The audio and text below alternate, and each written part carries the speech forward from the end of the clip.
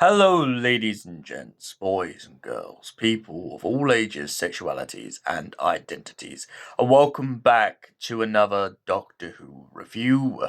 And today's Doctor Who review is none other than the Keeper of Traken.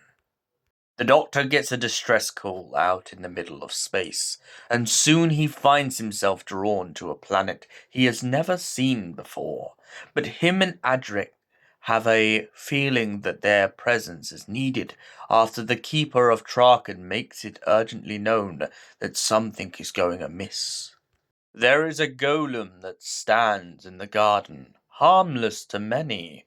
The golem has been praised over many generations and been flowered with many different trinkets. And up until now, nothing seems untoward about the golem, but it turns out that the creature inside of it has been hypnotizing one of the members of Traken, making her seem callous towards her husband, and most importantly, making her do things untoward to the people of Traken. She seems to be betraying the loyalty of her people, so the Doctor and Adric go to investigate.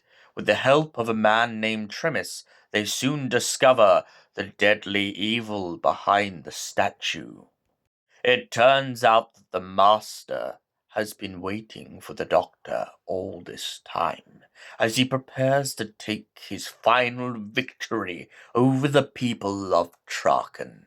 His body is still dying, and he finds himself trapped within the statue, but not for long. To escape his inevitable doom, the Master pledges his allegiance to the woman of Traken, and finds himself in a situation in which once the Keeper dies at the end of the Toll of the Sand, the Master can finally take power over the wind and the sky and the people of Traken. Becoming the husband of the woman of Traken, the Master has the power over their people. He brings storm and disaster. Because of his evil ways, the Traken lineage and the Keeper's role will not accept him fully. So he tries to do everything to escape the inevitable doom. However, when the Doctor finally manages to break the Master's hold over the people of Traken, with the help of Tremis and a couple of other people, the Master is forced to watch as his TARDIS begins to burn. However, he is not fully lost when he finds himself in a situation in which he can finally escape death once and for all. The Doctor and Adric have left Traken by this point, and little do they realize that Tremis is under threat as the Master transforms his TARDIS into what appears to be a merely harmless old grandfather clock. And that's when he takes it, the opportunity that he's been waiting for so long. A new body at last. A new body at last. Anthony Ainley takes over from Geoffrey Beevers. So, Doctor Who, the Keeper of Traken.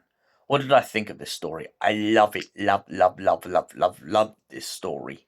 It's a kind of Trojan horse story, and that's what I love so much about this story.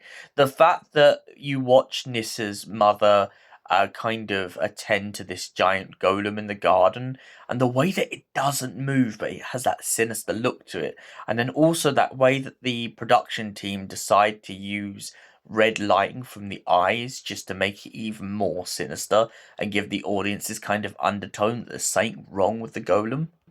I also love the power dynamic and the power twist when, like, the Master finally manages to take over Traken, but then also has to pay the price when the Doctor finally defeats him. This is kind of, to me, one of the pinnacle heights of the Doctor and the Master's rivalry for a story, and that's what I feel like really pushes it to the forefront. Plus, the way that Anthony Ainley just absolutely eats the role up as soon as he takes over, I feel like is another strong step with the Master going forward in this era of Doctor Who. And for that reason, I give the Keeper of Traken a solid 10 out of 10. Thank you for watching, and we'll see you in the next Doctor Who review. Until then, goodbye, stay beautiful, and have an incredible night, you beautiful people.